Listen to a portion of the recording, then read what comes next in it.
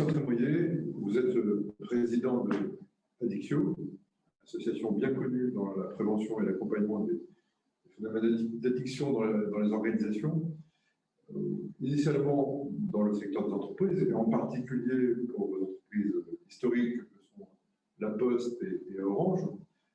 Désormais, vous allez vers les collectivités locales. Est-ce que vous pouvez nous expliquer pourquoi, mais très rapidement, très simplement, vous allez vers les collectivités locales? Est-ce lié à votre proximité de plus en plus forte au plan national? Expliquez-nous. En deux mots, l'association Addiction est issue, comme vous l'avez dit, de la Poste et d'Orange, et s'appelait Amitié PTT. L'idée, c'est comment dirais-je, d'apporter une expérience de plus de 60 ans en milieu du travail, compte tenu de l'approche globale sur la prévention des conduites addictives en milieu du travail. À l'origine de l'association, comment dirais-je, elle était surtout dans son objectif d'accompagner les personnes malades et en difficulté face à l'alcool et maintenant aux différents produits. Et donc aujourd'hui, compte tenu des acteurs et des salariés qui sont dans les entreprises aujourd'hui, ce sont des multiconsommateurs. Et l'association se devait d'évoluer. Alors, à partir de là, j'étais intéressé, j'ai vu, j'ai sollicité pour ça vos entreprises, pour nous aider à évoluer vers, comment dirais-je, vers d'autres entreprises dans le cadre de l'expérience qu'on avait. Et donc, l'association Addiction aujourd'hui a décidé de promouvoir un petit peu de son activité, son action, par sa richesse d'expérience qu'elle a acquise et qu'elle peut apporter à beaucoup d'acteurs dans les territoires qui nous semblent intéressants. Docteur Nicolas Pris, le président Médica, oui. Vous nous direz depuis combien de temps? Oui, je vais raconter tout ça. Vous avez un passé, une histoire professionnelle très, très variée, de France internationale. Vous avez pris la présidence de la Médica. Rappelez-nous quelles sont les missions de la Médica, quelles sont ses ambitions, et puis, dans un second temps, vous avez bien compris, quelle est spécifiquement votre action auprès des territoires, des collectivités locales, et pourquoi? Je peux comprendre qu'il y avait plein de raisons, que ça avait plein de sens, et on en compte beaucoup sur vos explications. Et puis également, dans un dernier temps, est-ce que vous êtes dans l'action également, dans les appels à projets, peut-être, c'est un des aspects de votre action là-dessus. Vous l'évoquez. Voilà. D'abord, merci beaucoup de m'accueillir. Très heureux d'être avec vous deux et bonjour à toutes et tous. Alors effectivement, sans refaire une très très longue histoire, peut-être expliquer en deux mots ce qu'est cette MINDECA et de quoi on s'occupe. Mission interministérielle de lutte contre les drogues et les conduites addictives. Une petite administration placée auprès du Premier ministre qui a vocation à s'occuper de l'ensemble des conduites addictives, on va dire très simplement depuis les produits licites tels que le tabac, l'alcool, les produits illicites, les drogues, grosso modo, et puis un certain nombre aujourd'hui d'addictions sans substance, des comportements qui ont tendance à se rapprocher par les mécanismes des deux types de produits que je viens de citer, qui n'ont évidemment pas les mêmes conséquences, mais qui nécessitent, là encore une fois, une coordination de l'action publique qui est un peu finalement le cœur de notre mission. Et je pense en particulier sur ces sujets aux écrans, aux jeux vidéo, aux jeux de hasard et d'argent, qui sont des sujets de préoccupation pour nous, même si en termes d'impact, on n'est pas du tout dans les mêmes niveaux de gravité en impact de santé publique, de sécurité ou de tranquillité que, évidemment, les produits que j'ai cités, tabac, alcool, cannabis et autres drogues. Donc ça, c'est notre champ d'action extrêmement large et notre positionnement interministériel fait, comme je le disais, qu'au fond, on essaye de coordonner l'action des différents ministères, là où il y a besoin de faire en sorte, par exemple, qu'une action sanitaire s'articule bien avec une action portée par le monde judiciaire, là où il faut effectivement coordonner de l'action internationale et certaines prérogatives nationales, là où il faut essayer d'articuler le social, le régalien et puis le sanitaire, on essaie d'être plutôt dans des démarches un peu innovantes et ensuite de laisser chaque ministère, bien sûr, faire son travail dans le domaine.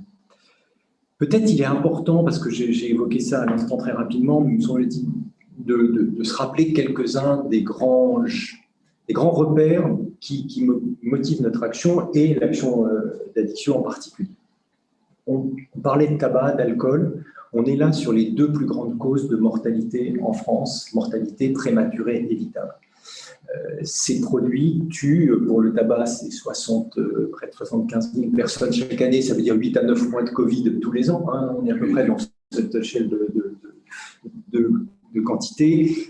L'alcool, c'est 43 000 morts chaque année, donc on est vraiment sur des volumes d'impact en termes de santé publique qui sont importants. Ces volumes sont connus, ce qu'on connaît moins, c'est l'impact financier. Ça coûte à la nation française, pour le tabac et pour l'alcool, 120 milliards d'euros chaque année, pour chacun des deux produits. Et ce qu'on connaît mal aussi pour l'alcool parfois, c'est l'implication dans le bien vivre ensemble, au fond. C'est pour ça qu'on y reviendra, mais bien volontiers, je travaille avec les collectivités parce qu'elles sont au cœur à la fois de démarches, j'allais dire, qui améliorent le bien-être individuel, mais aussi le vivre ensemble sur un territoire. Et un seul exemple concernant l'alcool, c'est la fréquence des complications de type violence que l'on observe aujourd'hui en lien avec la consommation d'alcool. On estime, peu ou prou, c'est pas grave si c'est une estimation, mais que 30 à 40% des violences, des crimes et délits sont en rapport avec une consommation d'alcool, parfois aiguë sur fond chronique, la plupart du temps sur fond chronique. Donc on voit bien qu'il y a un impact vraiment sociétal de ce type de consommation. Et évidemment, les drogues, elles aussi, les drogues illicites, ont des impacts en termes de santé, d'insertion dans la vie, de tous, et de sécurité et de tranquillité. Donc voilà un peu pour le panorama. Et ce panorama, évidemment, on a des fragilités particulières lorsqu'on est jeune. Le cerveau est en maturation jusqu'à environ 25 ans et consommer de tels produits, se mettre dans des conduites addictives avant l'âge de 25 ans, c'est des pertes de chance qui s'accumulent sur le plan vraiment cérébral. Ça, c'est un peu les faits et je tenais à les rappeler. Après, ce qui me semble important de rappeler aussi, c'est que cette réalité des conduites addictives est aujourd'hui empreinte d'un nombre incroyable, oui, de représentation et d'intérêt. Au fond, tout le monde a une idée, parce qu'on a tous été confrontés, soit personnellement, soit dans notre entourage immédiat, on a tous une idée sur les dangers de l'alcool, de la drogue, ce qu'il faudrait faire pour, etc. Et notre boulot, c'est au fond un peu de ramener un peu de la rationalité là-dedans et d'essayer de casser les représentations pour revenir à des faits. Par exemple, sait-on aujourd'hui que 50% des jeunes de 11 ans ont déjà goûté de l'alcool en France? C'est un chiffre qui est important, qui éclaire réellement sur où est-ce que ça se passe. Et la plupart du temps, c'est en famille que les choses se passent. Sait-on, je ne veux pas m'acharner sur l'alcool, mais c'est un cas vraiment qui concerne tout le monde. Sait-on que 15% des cancers du sein chez la femme sont en rapport avec une consommation d'alcool? Mais sait-on également que la consommation de cannabis chez les jeunes a tendance à diminuer depuis plusieurs années en France, alors qu'on a une espèce de diabolisation souvent du discours sur ces sujets-là. Donc, on met à disposition un certain nombre de données qui sont produites la plupart du temps avec l'Observatoire français des drogues et des toxicomanies, qui est notre opérateur, pour essayer un peu de casser l'excès de représentation et peut-être également l'excès d'influence d'un certain nombre de lobbies que l'on sait tous à l'œuvre. Chacun fait son travail, mais en matière de tabac, d'alcool, désormais de cannabis et de jeux vidéo, on a des industriels, des gens qui derrière essayent de placer leurs produits et peut-être ne disent pas tout à fait le discours qu'il conviendrait d'entendre. Donc, on a une action, évidemment, je le disais, au niveau national. Mais très vite, moi, quand je suis arrivé à la tête de la Mine-des-Cas il y a 4 ans et demi, je me suis dit que l'essentiel venait sans doute de la réalité des territoires, au sens le plus large du terme. Alors, on a la chance de pouvoir s'appuyer d'abord sur les services de l'État au niveau des départements et des régions, et en particulier les directeurs de cabinet des préfets sont tous on dit chefs de projet Mine-des-Cas, en tout cas sont en charge de nos politiques au niveau local, avec le temps qu'ils ont à consacrer, avec les moyens qui ne sont pas immenses, qu'ils ont à leur disposition. Mais notre premier souci, ça a été de les embarquer dans quelque chose qui soit un peu plus de l'ordre de la programmation et d'une vision un peu stratégique du problème, territoire par territoire, en association très étroite, d'abord avec 2 autres services de l'État, qui sont les rectorats, l'éducation nationale bien sûr, et puis les agences régionales de santé.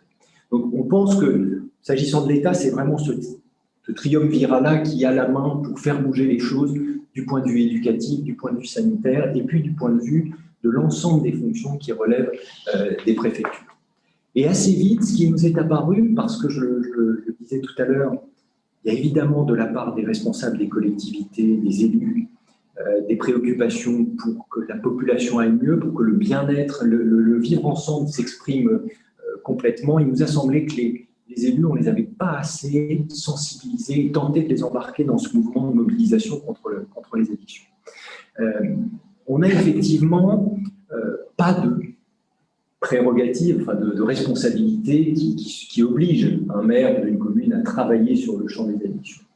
Mais il me semble qu'au travers d'un certain nombre de préoccupations obligatoires ou j'allais dire optionnelles des élus dans le champ de la sécurité, de la tranquillité, de la jeunesse, du bien-être, encore une fois, à être ensemble sur un même territoire, la question des addictions peut devenir un des vecteurs pour améliorer la situation sur un territoire donné, en partenariat avec préfecture, ARS, rectorat et toutes les bonnes volontés.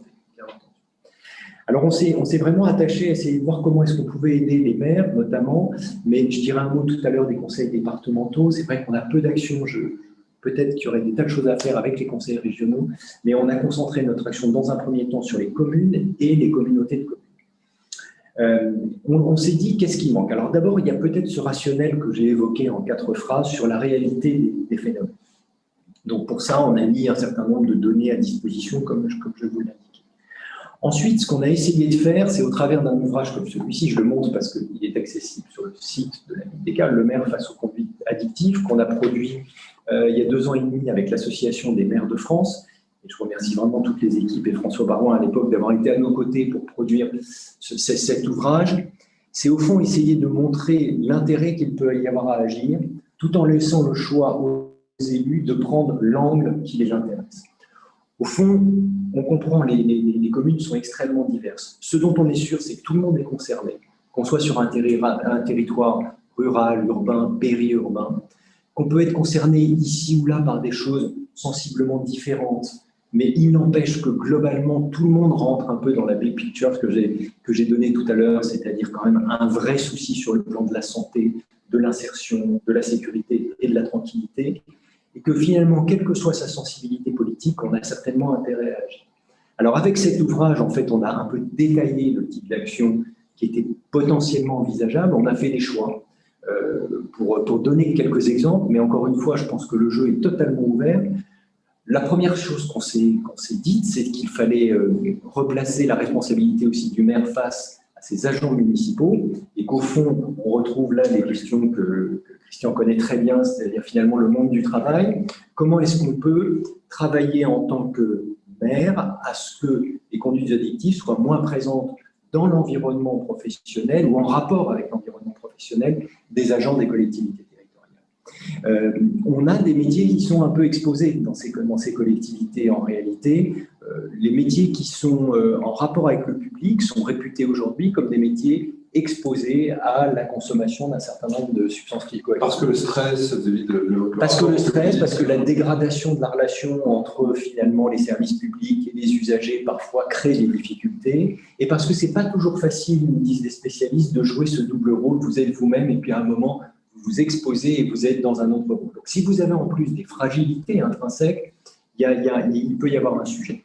Mais au-delà de certains secteurs qui pourraient être particulièrement exposés, je crois qu'il y a une notion importante, c'est que globalement, la question des consommations sur le lieu de travail ou en rapport avec l'activité professionnelle est liée à une forme de bien-être au travail, bien-être collectif. Et c'est à ça qu'on invite les collectivités comme les entreprises à rejoindre un peu ce mouvement, c'est se dire en gros, par la prévention des risques psychosociaux, par un certain nombre de projets collectifs ensemble, on limitera les consommations de substances psychoactives avec une attention particulière, bien sûr, sur certains secteurs et une attention particulière sur la sécurité au travail pour certains postes particulièrement exposés. Mais globalement, c'est un projet d'entreprise à vocation sociétale, si j'ose dire, qui vaut le coup d'être mené et qui vaut le coup particulièrement, nous semble-t-il, pour les responsables des collectivités que sont les maires ou les présidents de conseils départementaux, etc. Donc ça, c'est le premier accent sur lequel que l'on met en avant. J'en profite pour non pas faire de la pub, c'est pas le sujet, mais simplement vous prévenir qu'à partir du milieu du mois d'octobre, et singulièrement, je crois, le 11 octobre, nous, on lance une opération qui s'appelle « Les entreprises et les services publics s'engagent résolument » et qui vise justement, par le biais d'une charte que l'on fait signer à nos partenaires, collectivités, entreprises ou autres, à s'engager dans ce mouvement d'une action collective de prévention efficace en direction des salariés ou des agents publics. Et puis derrière, ça va nous obliger, nous, à donner à ceux qui vont s'engager avec nous un certain nombre de billes opérationnelles pour avancer. Et donc, on lance ça au mois d'octobre avec quelques partenaires et on a déjà plein de signataires qui sont très intéressés et ça nous fait vraiment plaisir. Excusez-moi, docteur, les collectivités locales, certaines sont présentes à le replay, elles peuvent adhérer, elles peuvent signer. Bien entendu. Et ça leur déjà en elle-même, je crois que la lecture de la charte, qui est extrêmement simple, je pense qu'elle peut faire émerger des idées, un sujet de préoccupation nouveau. On sort d'une période tellement particulière qu'il faut se projeter dans un avenir où on est bien ensemble, y compris dans le cadre d'une organisation.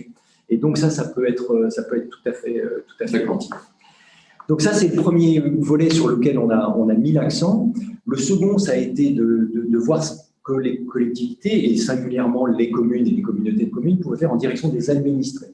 Et là, on a donné pour exemple, encore une fois, chacun peut faire ce qu'il veut et prendre les choses de la manière qui l'intéresse, mais il y a 3-4 domaines qui me paraissaient essentiels à expertiser. D'abord, bien entendu, tout ce qui était autour de l'animation et de la politique de jeunesse, ne serait-ce que pour rappeler cette fragilité particulière des jeunes, ne serait-ce parce que les collectivités investissent beaucoup dans les activités périscolaires, dans les activités qui sont de nature éducative, sportive, et donc il faut absolument peut-être avoir les idées d'abord claires sur le sujet, et le cas échéant, amplifier des campagnes de prévention nationale, trouver des messages qui s'adaptent à la situation du territoire, être vigilant sur certains contre-discours qui sont portés au niveau local. Ensuite, on a bien sûr ce que moi je considère comme une tâche qui nous incombe à tous, c'est la question du respect de la loi. On a un certain nombre de prérogatives des maires et même si ce ne sont pas toujours des prérogatives directes, en tout cas des moyens d'alerte quand la loi n'est pas respectée. Je cite un seul exemple, mais le respect de ce que j'appelle moi les interdits protecteurs, c'est-à-dire la manière, par exemple, dont on évite qu'on vende de l'alcool ou du tabac à des jeunes de moins de 18 ans, qui est un véritable problème en France. C'est absolument dramatique de considérer qu'on a encore à peu près 50% des buralistes qui vendent des clopes à des gamins de 11 ans et qu'il n'est pas du tout difficile de se procurer une bouteille de vodka quand on a une quinzaine d'années. Bon, là, je crois que tout le monde a sa responsabilité. Par ailleurs, le maire a des pouvoirs propres qui sont vraiment intéressants à avoir à l'esprit pour améliorer sans doute les pratiques, qui est par exemple les autorisations de débit de boissons temporaires et d'autres. Mais il y a quelque chose autour du respect de la loi et des règlements qui sont utiles, qui sont des règlements protecteurs, qui ne sont pas simplement des choses qui sont faites pour ennuyer le monde. Et bien sûr, pareil du côté des stupes, avec un enjeu de sécurité qui est très important derrière tout ça. Et puis, peut-être lié à ce sujet-là aussi, la régulation de la vie festive, de la vie nocturne au sein d'un territoire. C'est important pour des questions de tranquillité publique, c'est important pour éviter d'avoir des morts sur les routes, d'avoir des débordements qui, encore une fois, pour le voisinage ou pour les personnes elles-mêmes, peuvent être totalement préjudiciables. Donc, on est un peu sur ces quelques exemples au travers de ce guide qu'on va rééditer dans le courant de l'année prochaine. Donc, on est très heureux de repartir, parce que les choses bougent assez vite malgré tout et les exemples s'accumulent, donc c'est comme ça qu'il faut le voir, je crois. Pour les départements, je dirais qu'il y a deux angles d'ailleurs qu'on soutient par le biais du Fonds de lutte contre les addictions qui me semblent utiles, enfin 2 services qui sont au cœur un peu de la préoccupation addictologique, si j'ose dire. C'est sans doute la protection maternelle et infantile et sans doute l'aide sociale à l'enfance. L'aide sociale à l'enfance parce qu'on sait encore malheureusement qu'aujourd'hui, une grande partie des jeunes accueillis dans ces services seront les cohortes des addicts de demain. C'est un fait, ce n'est pas un jugement, bien entendu. Et puis, s'agissant de la protection maternelle et infantile, on a là la chance de pouvoir agir très tôt, dans les plus jeunes âges, avec parfois des publics qui sont accueillis là, qui font partie des publics les plus démunis et qui ont besoin d'une aide. En prénatal aussi, c'est très important. Le syndrome d'alcoolisation fœtale en France, ce n'est pas du tout une vue de l'esprit. Et désormais, on pourrait parler du syndrome cannabique fœtal, tant ce sujet est prégnant. Donc je dirais PMI-ASE, et avec le Fonds de lutte contre les addictions, on aide déjà 25 conseils départementaux depuis cette année. On va en reprendre 25 autres l'année prochaine. Donc ça va être vraiment utile pour renforcer l'action de ces 2 services. Voilà, et nous, on aide directement par ailleurs un certain nombre de collectivités par le biais effectivement d'appels à projets, vous l'avez dit tout à l'heure. Donc on amène des crédits supplémentaires pour que ceux qui ont envie de s'engager sur les voies que ce guide, entre guillemets, brosse très très rapidement, soient aidés par nos soins pour avoir des moyens de réaliser des actions et puis et accès peut-être à un certain nombre encore une fois, de données ou de rationnels qui permettent de conduire des actions efficaces. Je cite encore peut-être un sujet qui m'est cher, c'est une expérimentation qu'on mène avec 3 communes, Los dans la banlieue sud de Lille, Sarcelles en Île-de-France et puis Saint-Laurent-du-Maroni en Guyane. Là, on travaille avec ces 3 collectivités et la préfecture et tous les services de l'État pour prévenir la participation des jeunes au trafic de stupes. Et comment ça se fait aujourd'hui? Comment est-ce qu'on peut casser le cercle infernal qui fait qu'on a des gamins dès 11 ans, maintenant 12 ans, qui sont captés par des réseaux criminels et qui les emmènent faire les guetteurs au bas des tours, etc. Donc c'est un sujet qui est évidemment extrêmement compliqué, mais le fait de le nommer ensemble, déjà de se mettre autour d'une table, de dire on veut faire quelque chose, en s'appuyant sur des tas de leviers qui existent déjà, mais ça, c'est utile et nous, on a mis pas mal de moyens là-dedans pour aider ces 3 collectivités, avec l'idée derrière d'une évaluation externe indépendante qui nous dira si on se trompe ou non, mais je pense qu'on est plutôt, voilà, on est plutôt en bonne voie. Voilà un peu pour le panorama de ce que l'on fait et surtout, le message principal, c'est qu'il faut oser travailler ce sujet, qui est un sujet à part entière, qui est connexe avec plein de politiques que mènent les collectivités, mais qui a vraiment un impact à la fois individuel et sur la collectivité et le bien-être. D'accord. Alors, vous qui assistez en direct à cet échange, n'hésitez pas à poser des questions dans le chat, et puis je les retranscrirai à nos interlocuteurs. J'ai une remarque, une question. Alors, la remarque, c'est que j'ai eu l'occasion de parler d'addiction et des départements. Et sur le volet employés, agents des départements, comme vous le savez, ils ont intégré les personnels de l'équipement il y a quelques années, et ils étaient très inquiets sur les questions d'addiction liées à la conduite routière, notamment. Ils sont très intéressés, je pense. Ma question est, je suis une collectivité locale, on va dire une communauté de communes, j'ai un souci, j'ai un projet, j'ai eu un cas dans ma collectivité, quelqu'un qui a été souffrant. Je n'ai pas su très bien me débrouiller. Je me suis dit que maintenant, il fallait que j'engage un travail de fond. Que dois-je faire? Est-ce qu'il faut que j'appelle la ville des cas pour le téléphone du docteur Nicolas Pritz? Comment je fais concrètement? Qu'est-ce que je dois faire? Alors, j'ai mon DRH. Alors, c'est pour mes agents. J'ai mon DRH. Puis je me dis, si moi, j'arrive à acculturer un petit peu mes agents, tout le monde, je veux entraîner toute la ville vers l'extérieur, vers les citoyens. C'est un projet que je peux soumettre à monsieur le maire, ou madame le maire. Comment je le fais concrètement? 2 voies possibles, à mon sens, peut-être plus, mais Christian aura certainement quelques idées là-dessus, mais en ce qui nous concerne. Alors, il y aura la charte ESPER dont j'ai parlé, qui est quand même là aussi très ouverte au service public. C'est intéressant de montrer l'engagement, et derrière, encore une fois, il y aura des ressources plutôt sous forme d'actions intéressantes à mener, etc., qui peuvent déjà, je pense, débloquer sans doute, passer de l'intention à l'action. Ça, c'est le premier sujet. Le deuxième, c'est qu'on a des appels à projets réguliers. Alors, l'appel à projet 2021 a été tellement fructueux qu'en fait, on va le faire glisser sur 2021-2022 pour sélectionner plus de communes sur la base des dossiers. Donc, il n'y en aura pas avant 2023. Mais on peut avoir ce genre de moyens. Mais surtout, sinon, vous avez les chefs de projet MINDECA dans chaque département et chaque région. Ça, ce sont les directeurs de cabinet et les préfets. Et là, nous, on les forme d'une certaine manière aussi à recevoir la demande des collectivités et à y être sensible de façon à pouvoir monter un projet. Il me vient une autre idée qui est importante aussi. Si la préfecture n'avait plus de crédit, si la préfecture tardait à répondre, ou en parallèle en tout cas, n'oublions pas le mode de contractualisation qui existe entre une collectivité et l'État ARS, cette fois-ci, c'est le contrat local de santé. Et ça, c'est un instrument puissant, financé aussi, et il y a tout à fait matière à ce que les addictions soient à l'origine d'un contrat local de santé, ou si le contrat local de santé existe déjà entre l'ARS et une collectivité, y ajouter un volet addiction. D'accord.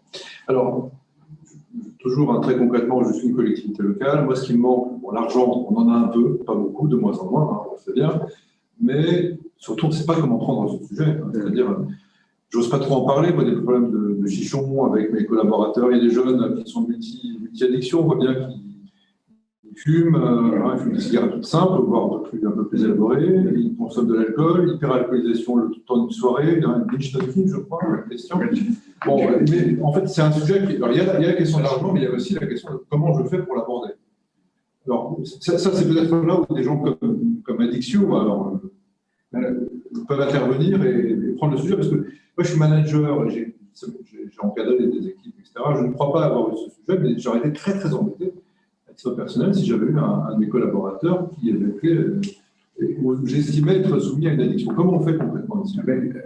Avec l'expérience, on voit bien que si on n'impulse pas une équipe dans cette démarche d'aide aux difficultés, parce que qu'est-ce qui se passe? C'est que vous avez des agents, des salariés qui sont en difficulté et qui traînent depuis des années pour X raisons. Sur les territoires, je vois une chose, ce sont les directeurs qui doivent être impliqués dans la démarche, directeurs opérationnels, et qui doivent, parce que moi j'apprends l'expérience qu'on a, c'est un codir, c'est engager une action de prévention. Pourquoi? Parce qu'il y a la responsabilité, non seulement pénale, juridique et tout ça, mais des personnes du bien-être. Nicolas a parlé de bien-être au travail et tout ça tout à l'heure, bien important. Et là, engager une action de prévention dans un service, c'est quoi le résultat? C'est engager, c'est une aide à la personne qui est en difficulté, c'est déclencher des actions de sensibilisation, de prévention. Il faut savoir, un exemple, un malade dans un service, quel qu'il soit, c'est démontré, un malade dans un service impacte sur 35 à 50 personnes dans l'environnement. Et près d'une centaine de personnes dans l'entourage privé. Et souvent, on va intervenir là-dessus et du coup, cette personne va être aidée et on va déclencher des actions de sensibilisation. Pourquoi? Parce qu'ils ont été confrontés à des arrêts assez longtemps et tout ça. Et donc, il faut ramener cette action au directeur et dans le cadre d'un CSE et tout ça, quand on a des services qui l'exigent. L'idée, c'est d'accompagner ce dirigeant, parce que pourquoi il y a la culpabilité, la peur de mettre en place, que va dire mes collègues de travail, que va dire, c'est de déculpabiliser les managers qui en ont très besoin, qui sont souvent même en difficulté et qui ne peuvent pas être aidés, comme le personnel lambda, pardon, hein, mais c'est un peu ça. Et donc moi, quand j'accompagne ces dirigeants comment dirais-je, des patrons, c'est là-dessus que je m'engage et que je les accompagne. Alors ils sont déculpabilisés, ils sont renforcés par la manière d'opérer, et puis je leur dis, il faut que vous engagez votre CODIR, votre équipe, dans un CSE quand il y en a, ou même une petite structure, ils doivent pouvoir engager la responsabilité, et c'est d'affirmer la responsabilité qu'ils ont. Et donc, on ressortira bien sûr un bien-être, et on accompagnera les personnes en difficulté. Il y a toujours eu, il y a des services, je vois pour la Poste et Orange, puisque, désolé de revenir dessus, mais sur des grands services, dans des bureaux, où on a fait des actions de prévention, de sensibilisation, on a eu des résultats formidables derrière, l'ambiance du bureau a changé, l'environnement a changé. Alors, peut-être juste un complément, parce que je pense que ce qui est intéressant aussi, c'est, en complément de ce que vient de dire Christian, c'est effectivement pas forcément attendre qu'on ait un cas particulier qui fasse déraper une partie du système, mais c'est vraiment, à la limite, même quand les choses ont l'air d'aller bien, mettre sur la table ce sujet des addictions. Et on peut le faire parce que beaucoup de personnes, par exemple au sein d'une organisation, d'une collectivité, d'une entreprise, sont eux-mêmes parents. Et je trouve que si les dirigeants abordent aussi la question des addictions au travers du rôle que peuvent apporter les parents vis-à-vis de leurs enfants, sans trop parler des problèmes qu'il peut y avoir dans l'entreprise, mais pour déconstruire aussi un certain nombre de représentations, apporter un certain nombre de repères, ça peut permettre à ce que la parole, qui est souvent tabou quand même au sein d'une boîte, s'ouvre un peu sur quelques cas en difficulté et donc permettre de générer un projet global. Mais qui va effectivement passer par des choses qui ne sont pas simples à mettre en place, hein, qui vont être vraiment la prévention des risques psychosociaux, le bien-être au travail, ça passe essentiellement par là. Et une fois qu'ensuite un cas compliqué s'est déclenché, là c'est vrai que les services de santé au travail sont aussi là pour essayer de travailler. Voilà. Et pour rebondir dessus, bien sûr, l'intervention, c'est vrai, il faut qu'elle soit faite dans un moment d'apaisement plutôt. Ce que je voulais expliquer, l'exemple que j'expliquais, c'était souvent, ils n'ont pas de manière d'intervenir, donc on va saisir le fait qu'il y a un cas pour déclencher des actions de prévention de sensibilisation. Mais c'est vrai que ça doit être fait quand les choses vont bien et que ça peut apparaître plus calme. Le risque du moment de crise, c'est vraiment soit on se retrouve dans une logique de dramatisation, soit une banalisation, le risque aussi d'une stigmatisation de la personne qui est concernée. Et donc, de fait, ça renvoie encore à plus tard la levée du tabou général. Donc, il faut le faire effectivement à la juste mesure et plutôt, me semble-t-il, dans un moment de calme. Oui, voilà, c'est ça. Puis resituer le niveau de chacun dans son rôle. Ouais. Alors, chacun dans son rôle. Et tout à l'heure, vous pouvez nous remontrer peut-être le livre. Hein, ça, voilà, en plus, voilà, la voilà. Alors, donc le maire face aux conduites addictives, et puis, j'allais dire, il y a aussi les services de la ville face au maire. Je m'explique. Le premier webinaire que nous avons organisé avec Addiction Organisée, que nous avions été organisé, nous avions le plaisir d'avoir l'ancien président de la DGCF, l'Association des directeurs généraux des collectivités locales. Très, très, très intéressant. Et parmi les sujets, c'était, vous travaillez beaucoup avec la Poste Orange notamment, il y a une grande différence, c'est que dans les collectivités locales, il y a l'élu et il y a les services, les agents, les salariés. Et les élus, ils sont là parce qu'ils sont conviviaux quand même, globalement. Alors, je ne veux pas tomber dans la caricature, mais c'est des gens qui sont arrivés après un processus électoral, après un processus de convivialité, de dialogue, dans lesquels, plus on est en zone rurale, on sait bien plus ce genre de choses comptent, hein, sont importantes. Et on a entendu la présidente de la DGCF qui, à l'époque, disait, bon, sans caricaturer évidemment le propos, parfois, dans quelques cas, l'élu, finalement, c'est peut-être la première personne avec laquelle il faut faire un travail, parce que lui-même, il ne va pas comprendre que on va être quand même beaucoup sur la question d'alcool dans ce cas-là, mais pas seulement, il ne va pas comprendre le sujet, et les enjeux de ce sujet-là et l'exemplarité qu'il faut donner. Donc ça, c'est une des difficultés qui fait la spécificité du milieu. Et donc, la question, il y a bientôt, au mois de novembre, l'Assemblée des maires de France.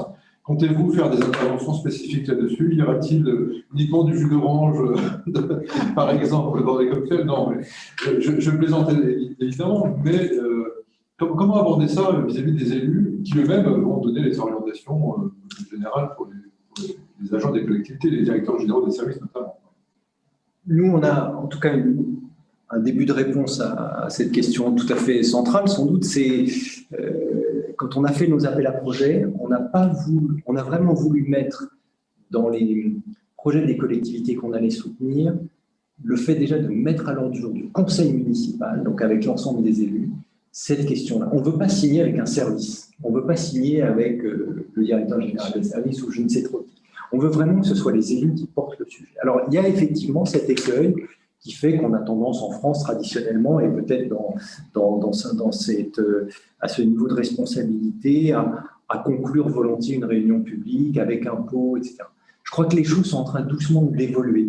Je ne pense pas qu'on puisse décréter quoi que ce soit, mais petit à petit, il me semble, et ne serait-ce que dans nos pratiques professionnelles à nous, je pense que maintenant, on ne va plus jamais au resto à midi en prenant du vin. Enfin, petit à petit, ces bonnes habitudes qui consistent un tout petit peu à réserver ça pour des moments de convivialité où on a envie de partager sans doute quelque chose, mais pas être systématiquement dans l'ouverture de bouteilles, ça commence à se diffuser.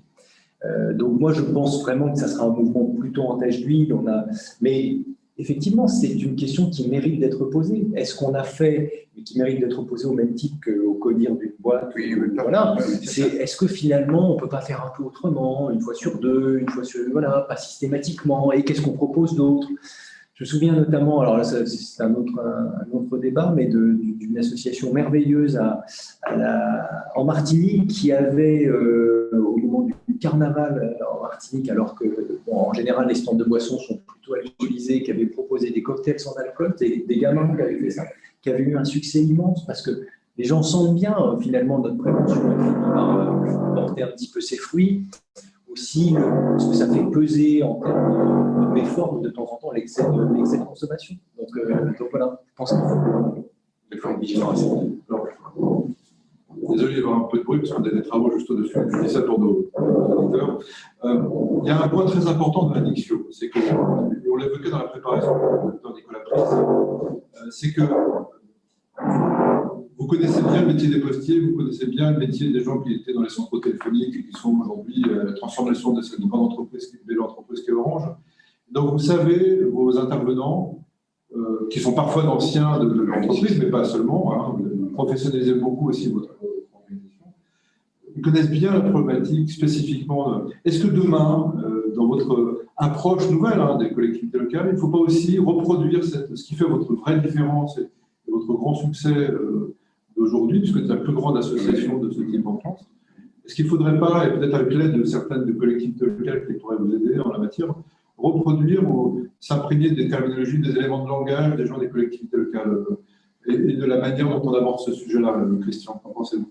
En tous les cas, pour moi, il y a une approche à faire la même que dans n'importe quelle entreprise. Sauf qu'on a affaire à des élus dans l'approche, vous venez de le dire, et puis, comment dirais-je, dans la manière d'opérer.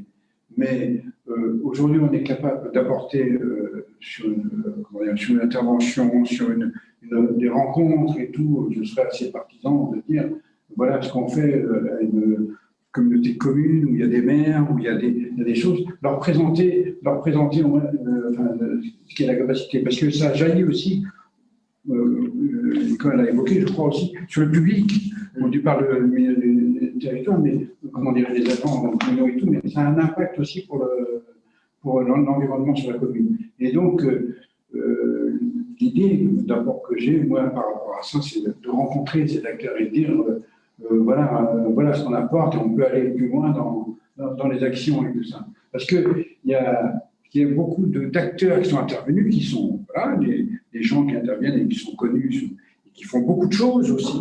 Mais dans l'approche même en milieu du travail, pour moi, c'est différent. C'est complètement différent. Même s'il y a des acteurs, on ne va pas les citer, mais disons qui font ce travail de prévention, de sensibilisation. Vous l'avez connu, France Addiction, maintenant, qui était l'emploi, et qui fait aussi beaucoup de travail dans ce domaine-là. Mais nous, on a l'addiction, c'est que une expérience professionnelle, on est capable, on oriente beaucoup de gens dans ces structures en ambulatoire et tout ça, et donc, mais en tous les cas, on est capable de comment dirais-je, tout ça. Les maires, pour moi, un maire, c'est comme un service, c'est comment dirais-je, de dire, effectivement, il est là à un moment donné, je serais capable de l'accompagner sur, après, son directeur, d'échanger là-dessus, puisqu'ils ont souvent des réseaux sociaux aussi à l'intérieur. Alors, en parlant des nombreux acteurs qui interviennent, je signalais Samir Toubal de la Mutualité française, le chef de projet, dit que la Mutualité française, qui est présente à travers ses unions territoriales, également le régional et l'union territoriale, intervient beaucoup, et notamment auprès de la Mutualité nationale des territoires, la MNT. Et d'ailleurs, pour la petite histoire, en 2016, nous avions organisé, dans le cadre d'une association d'ailleurs des territoires, une intervention avec l'ancien directeur général de la Mutualité des territoires, Jean Sagnier et Christian Jacquier, sur ce sujet-là, puisque ça fait un certain temps quand même que vous vous intéressez à cette problématique. Dans les réponses, effectivement, il y a le côté anxiogène, drogue, dur, etc. Toutes les drogues, finalement, être dépendant de quelque chose, c'est extrêmement anxiogène, mais les réponses sont parfois très sympathiques. C'est-à-dire qu'au niveau local, travailler sur le sport, par exemple, le sport, on en parle à midi, en déjeunant, un bon plat de pâtes, on a bien mangé, et on parlait du sport pour éliminer tout ça, mais pas seulement, le sport est une réponse intéressante pour accompagner la sortie d'une addiction. Et donc, est-ce qu'au plan des territoires, pour faire le lien avec les politiques publiques en matière d'activité physique adaptée, quel que soit l'âge, il n'y a pas des choses super sympathiques à faire pour accompagner vers la sortie des addictions? Pour moi, il y a des structures déjà. Quand un malade qui est pris en charge, il rentre dans une structure, soit en ambulatoire, mais plus en hospital, et quand il est hospitalisé, c'est comment dirais-je, les services proposent des activités physiques et tout ça, et entre autres comment dirais-je, par le sport. Et donc, par ce biais-là, souvent, il y a des gens qui s'activent auprès de ça. Mais c'est compliqué quand vous avez un malade qui arrive dans un service et puis qu'il faut le mettre au sport et tout. Moi, c'était une démarche petite perso qui m'a beaucoup aidé sur le sport. Je faisais beaucoup, et donc j'ai repris l'activité sportive. Mais c'est un point à laquelle je pense qu'il y a moyen de travailler sur comment dirais-je, en la santé, et puis le sportif, c'est sûr, c'est évident. Oui, je me souviens d'un rapport qui a été publié il y a plusieurs années de la part d'un psychiatre qui s'appelle toujours sans doute le docteur Xavier Pomereau, et qui avait montré que les éducateurs sportifs étaient les personnes adultes de référence en lesquelles les jeunes avaient le plus confiance. L'éducateur sportif au sein des clubs qui sont eux-mêmes au cœur des territoires, à mon avis, sont des gens très très importants pour la promotion de la santé en général et la question des addictions en particulier. Mais ça peut être justement l'objet peut-être d'une action particulière qu'un conseil municipal pourrait décider avec les partenaires des fédérations, etc. C'est former aussi ces éducateurs. Ils ont tous énormément de bonne volonté, mais ce n'est pas non plus totalement leur métier.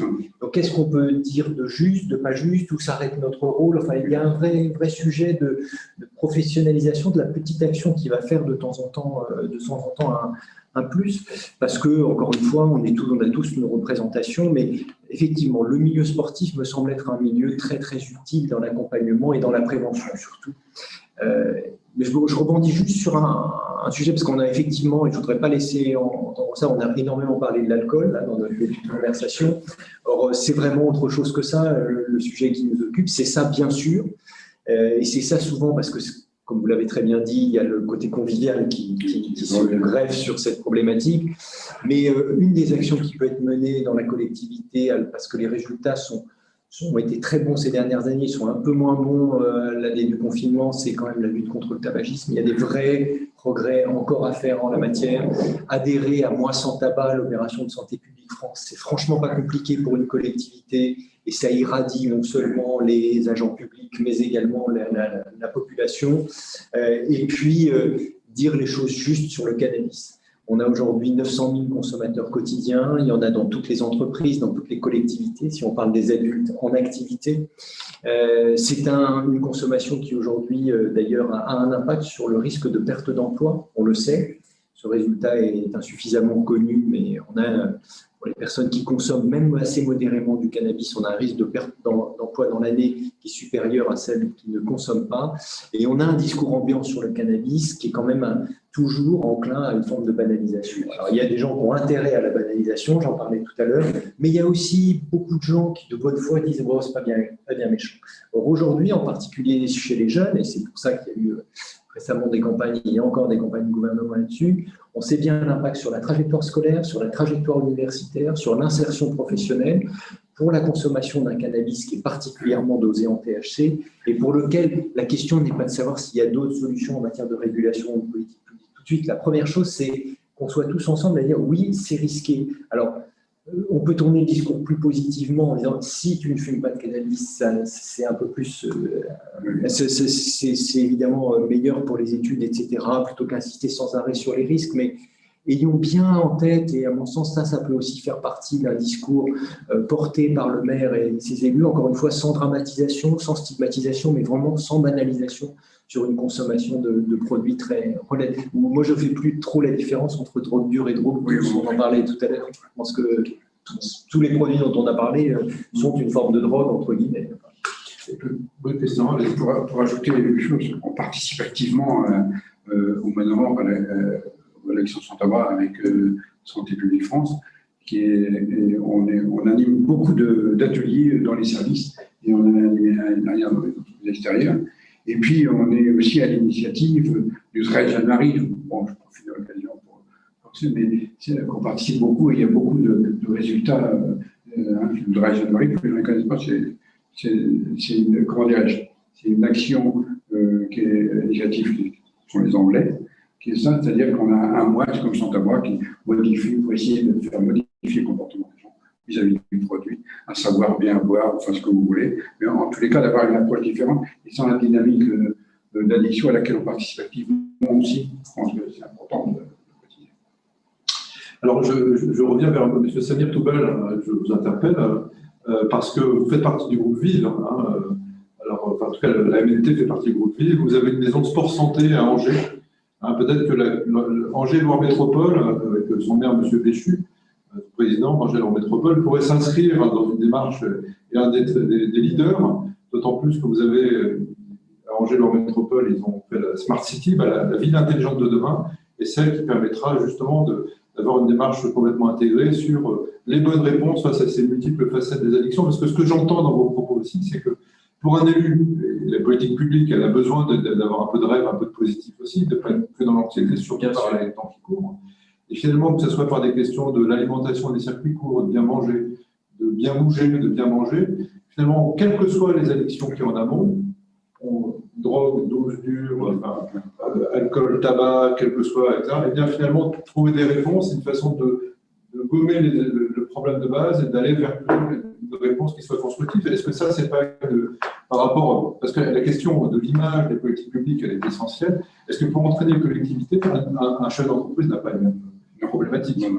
Mais là, quand on parle de politique publique, est-ce que ça ne fait pas la spécificité aussi, selon vous, de ce qui peut être engagé, Christian et vous, Descartes, en disant, eh bien, finalement, on est face à des sujets plurifactoriels, des problèmes de plusieurs origines, en travaillant sur les solutions valorisantes pour le territoire, mettant en œuvre les associations sportives, culturelles et autres. Est-ce que ce n'est pas une piste intéressante pour nos amis en face?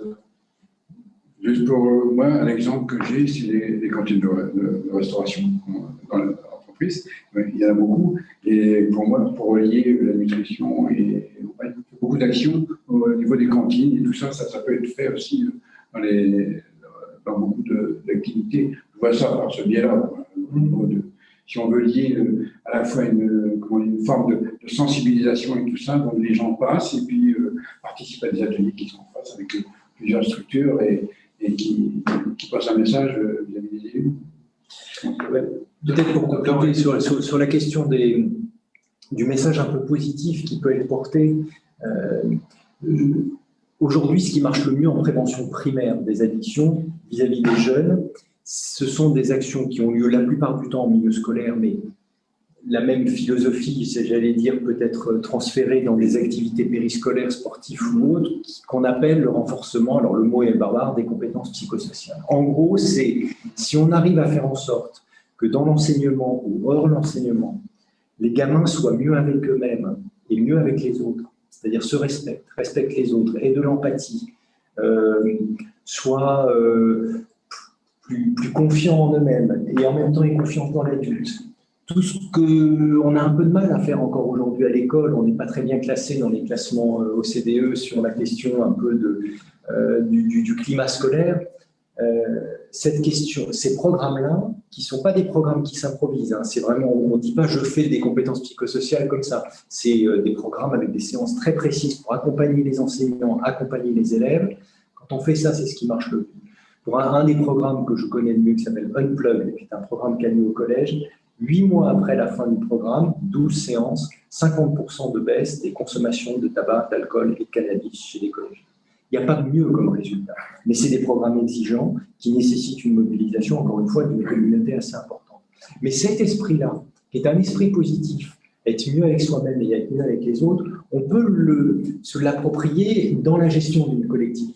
C'est pour ça qu'on est tout de suite à nouveau sur le bien-être au travail, qui ne veut pas dire c'est la glande organisée, etc. C'est au contraire, enfin c'est très subtil, c'est à la fois être bien et avoir aussi des cadres, c'est avoir des objectifs de performance, et on le voit bien d'ailleurs dans les résultats pour certaines boîtes, quand on est assez intelligent pour arriver à faire cette espèce de potion assez magique en réalité, les performances des boîtes augmentent aussi. C'est-à-dire que c'est la créativité, la création, elle n'est pas lieu dans la peur, dans la crainte, etc. C'est vraiment quelque chose qui fait qu'ensuite, en plus, on a des bons résultats sur le plan de l'objet de l'entreprise.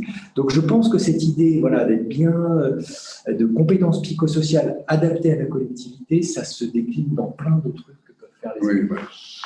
Vous parlez tout à l'heure d'évaluation externe des projets. C'est une chose qu'on sait bien faire en France et les projets sont depuis très longtemps portés cela, sur les réseaux de santé notamment. Quels sont les critères d'évaluation, les indicateurs d'évaluation comme ça que vous pourriez citer sur un projet, des gens qui viennent voir le chef de projet du département, de la préfecture, de la MIDK, représentant la MIDK, il faut qu'ils s'attendent à être évalués sur quoi leur projet aujourd'hui?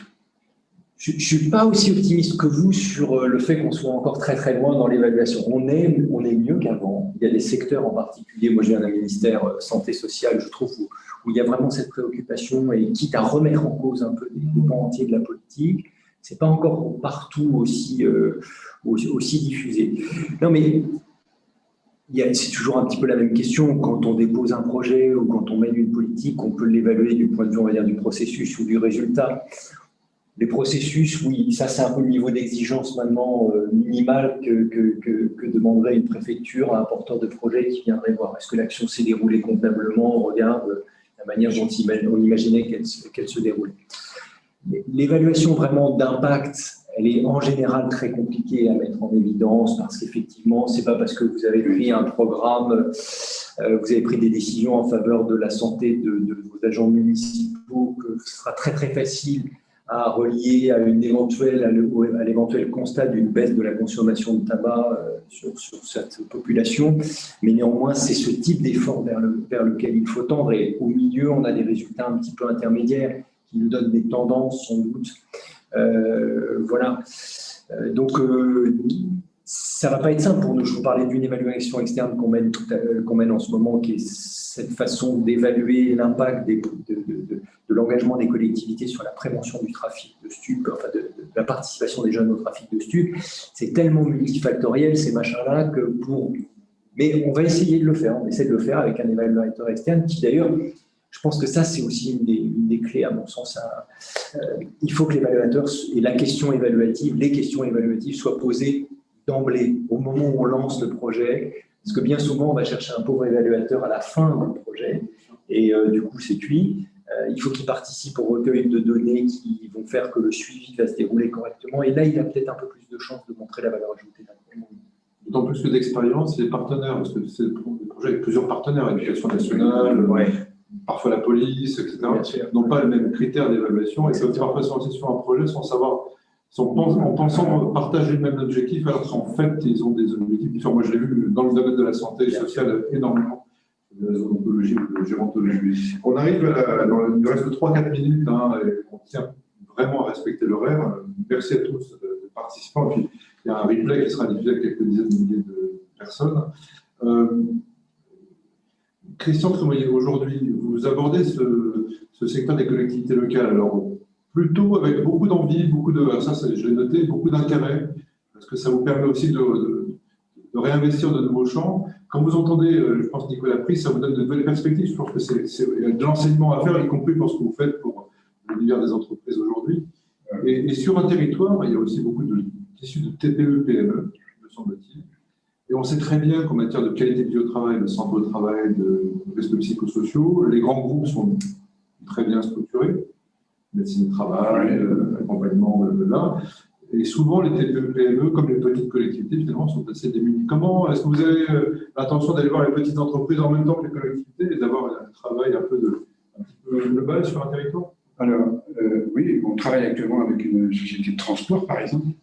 Où ça Côté de Lyon, je crois. Il ne faut pas que je dise de bêtises, mais c'est côté de Lyon. Et justement, on fait de la prévention, de la sensibilisation. Et c'est dans le cadre d'un projet qu'on a répondu au fonds addiction.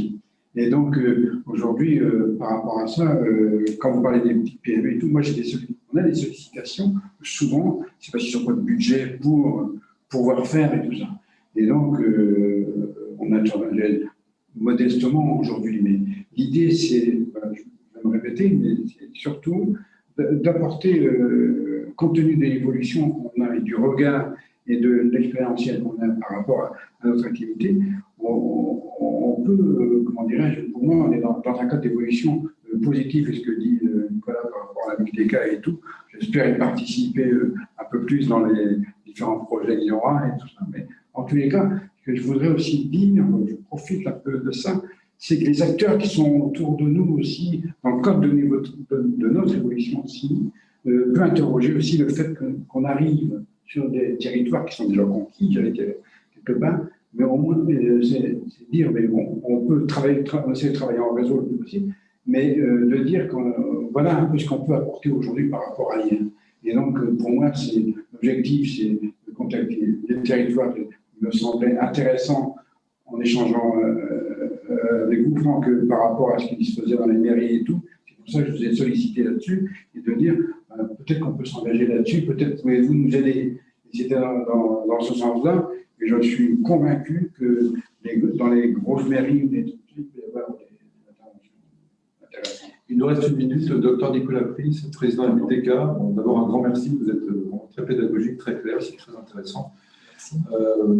Un petit mot de conclusion et puis on dira au revoir à tous nos interlocuteurs. Et puis pour le replay, hein, voilà, il y aura beaucoup de visions, comme souvent avec les webinaires de nous avons pu organiser avec Alexio. Non, mais d'abord, merci beaucoup à vous aussi de m'avoir invité. Le petit mot, il est simple, je dirais, malgré le fait qu'on sache que déjà beaucoup de gens sont engagés sur cette voie au niveau des territoires, on a besoin encore de plus de volontaires pour se mobiliser autour de cette cause-là, qui est une cause qui est, encore une fois, de nature individuelle et de nature collective, qui améliore vraiment la vie, je crois. Il ne faut pas la prendre comme quelque chose sur l'angle du contrôle ou des choses assez négatives, mais plutôt comme un beau projet à porter ensemble pour faire un univers apaisé, un peu plus sécure et un peu plus sain au bon sens du terme. Et les marges de progrès me semblent considérables, sans rentrer dans des diagnostics locaux trop compliqués. On a tous, encore une fois, les grands chiffres que j'ai donnés au début de mon intervention sont valables à peu près partout. Donc, si on se mobilise simplement sur quelques objectifs très clairs, on doit pouvoir faire beaucoup mieux et ce sera pour le bien de tout le monde. Merci, Monsieur le Président. Merci messieurs les présidents. Et merci à tout le monde. Merci à Merci. À bientôt. Au revoir. Vous retrouverez le replay qui sera diffusé à l'ensemble des collectivités locales et des acteurs du secteur santé sociale. Merci beaucoup. Au revoir, mesdames. Au revoir, messieurs.